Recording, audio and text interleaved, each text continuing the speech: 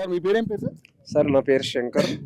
నేను మాజీ సర్పంచ్. ఓకే. మాజీ సర్పంచ్ ఇప్పటి వరకు ఉమ్, 5 సంవత్సరాలు కూడా నేను పరిపాలన చేసిన సార్. ఓకే. నేను చేసిన పరిపాలన అప్పుడు ఒక డంపియార్డ్ విషయానికి ఒక్కరు కూడా వచ్చి ఈ గ్రామంలో గ్రామ సభ కానీ గ్రామ తీర్మానం కానీ ఉమ్, ప్లస్ మళ్ళా బాడీ తీర్మానం కానీ ఎవరు ఇంతవరకు అడగలేరు, ఉమ్, ఆ విధంగా రాలేరు. మేము కూడా వచ్చినా అలాంటివి ఇవ్వడానికి మేము సిద్ధంగా లేము, ఓకే. ఇయ్యలేము కూడా. ఉమ్. ఇంత గ్రామం ఇది ఒక మేజర్ పంచాయత్ సార్. మేజర్ పంచాయతీ. మేజర్ పంచాయతీ అన్నప్పుడు మైనర్ పంచాయతీ. మైనర్ పంచాయతీ అయినప్పుడు కనీసము వాళ్ళు ఈ గ్రామాన్ని అవకతవకలేంది, కనీసం ఇక్కడ వచ్చి గ్రామంలో ఒక మీటింగ్ పెట్టి మరి డంపియార్డ్ కోసం అని చెప్పి ఏదైనా చెప్పాలి. ఇంతవరకు ఎలాంటిది లేదు. పైనే మాట్లాడుకొని పైన మీటింగ్లు పెట్టుకొని మాకు ఎలాంటి సందేశం లేకుండా, మాకు ఎలాంటి ఇన్ఫర్మేషన్ లేకుండా డంపియార్డ్ ను ఖరారు చేసారు. ఖరారు చేసిన గవర్నమెంట్ ఇవాళ చూడు మా పరిస్థితి ఏంది. మేము ఇక్కడ ఎన్ని గ్రామాలు సార్, మినిమం నిజంగా చెప్తున్నా, మా ఏరియా చుట్టుముట్టుకు వచ్చేస్తే ఒక 50 గ్రామాల దగ్గర ఉంటాయి. 50 గ్రామాలు. ఎన్ని మండలాలు అంటే నర్సాపూర్, గుమ్మడిదల మండల్, జిన్నారం ప్లస్ ఇక్కడ శివంపేట, 4 మండలాలకు పక్కనే మాకు సార్. మాకు 10 కిలోమీటర్లు శివంపేట, 25-30 కిలోమీటర్లు పోయే పొల్యూషన్ ఇది ఏరియాని బట్టి చూస్తే. అటువంటి అప్పుడు మాకు ఇన్ఫర్మేషన్ లేకుండా ఒక ఇంత పెద్ద డంపియార్డ్ ఒక పెనుభూతం లాంటి డంపియార్డ్ తీసుకొచ్చి ఈ ఏరియాలో పెడితే ఇక్కడ ఉన్న పబ్లిక్ ఏం కావాలి, ఇక్కడ వాతావరణం ఏంది.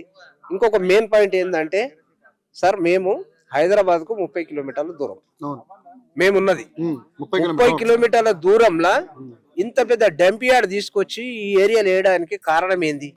దీనికి కారణం ఒకటే సార్, మాకు తెలిసిన కాడికి మాకు తెలుసు, మేము అది చెప్తున్నాం కూడా. రామ్కి వాళ్లకు కారణం, రామ్కి అనే కాంట్రాక్టర్ కు గవర్నమెంట్ దచ్చోహం అవుతుంది.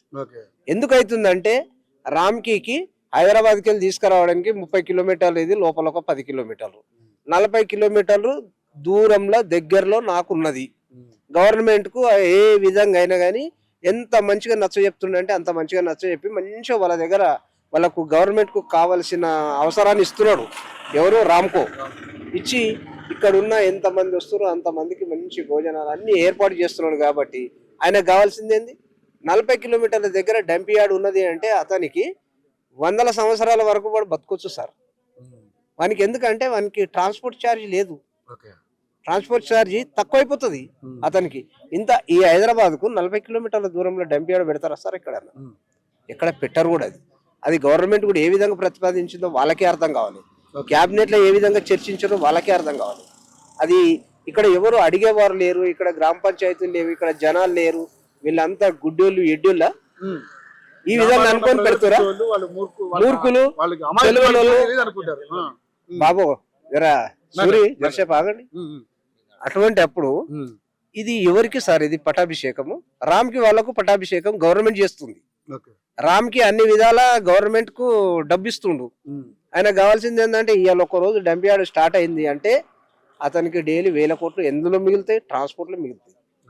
ఇప్పుడు ఇంకొకటి సార్, నేను ఇది కూడా మొన్న జిహెచ్ఎంసీ వాళ్ళు మమ్మల్ని అరెస్ట్ చేసి జైలుకు పెట్టిరు సార్. మేము ఇంచుమించు ఒక 140 మందికి పెట్టిరు. పెడితే అక్కడికి కూడా వచ్చారు. ఎవరు? జిహెచ్ఎంసీ వాళ్ళు ఆఫీసర్స్ వచ్చారు.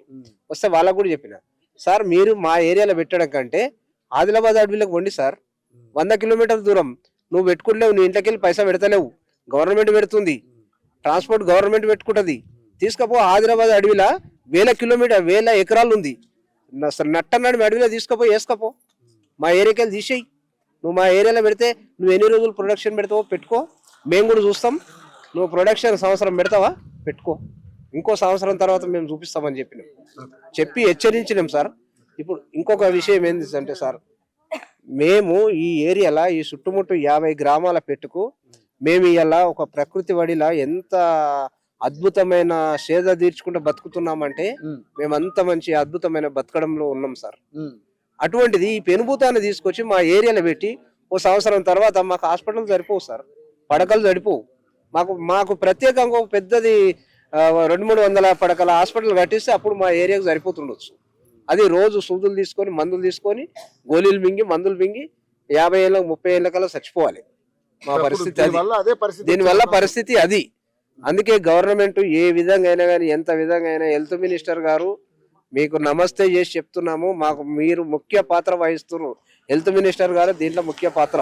దామోదర్ రాజనరసింహ గారు హెల్త్ మినిస్టర్ గారికి మేము ఏ విధంగా అయితే హెల్త్ మినిస్టర్ గారికి చెప్తున్నామో, హెల్త్ మినిస్టర్ అనే వ్యక్తి పబ్లిక్ కు సేవ్ చేయాలి సార్. పబ్లిక్ కు సేవ్ చేయాలి, దగ్గరలో చూడాలి, ప్రాణాలు కాపాడాలి. అవసరమైతే మా జిల్లా మంత్రి సార్, మా జిల్లాకు మంత్రి కాబట్టి మా మంత్రి మా కోసం కూడా కొద్దిగా ఆలోచించి సీఎం గారికి సజెషన్ చెప్పాలి. గవర్నమెంట్ డబ్బు ఖర్చు పెడుతుంది, ఎంతైనా పెడుతుంది. 100 కిలోమీటర్లు తీసుకుపోయి వేయండి సార్ చెత్తను. మేము వద్దంటలేము కదా. పెద్ద అడవి ఉంది ఆదిలాబాద్ అడవిలా, పులులు సింహాలు ఉన్నాయి. దాంట్లో తీసుకుపోయి లోపల వేయండి. ఓ 1000 ఎకరాలు ఉంది అక్కడ. ఈ 300-400 ఉన్న ఎకరాలలో వచ్చి పెడితే ఈ జనమంతా ఏమైపోతారు సార్? జన నివాసం మధ్యలో డంప్ యార్డ్ పెడుతున్నాడు. ఈ హైదరాబాద్ కి ఇంత దగ్గరలా ఈ రామ్కో వ్యక్తి గవర్నమెంట్ కు సర్దుబాటు చేసుకుంటా రామ్కో వ్యక్తి చేస్తున్న పని సార్ ఇది. అంటే మీరు చెప్పారు కాబట్టి సార్ ప్రభుత్వం దృష్టికి వెళ్తుంది. ఇప్పుడు అంతా కూడా మొత్తం చేస్తున్నాం కాబట్టి మొత్తం అది టెలికాస్ట్ చేస్తాం, ప్రభుత్వం దృష్టికి వెళ్తుంది. సో మీ పోరాటానికి తగు న్యాయం జరిగేలాగా మా వంతు కూడా మేము కూడా గట్టిగా ప్రభుత్వానికి తెలియజెప్పే ప్రయత్నం చేస్తాం.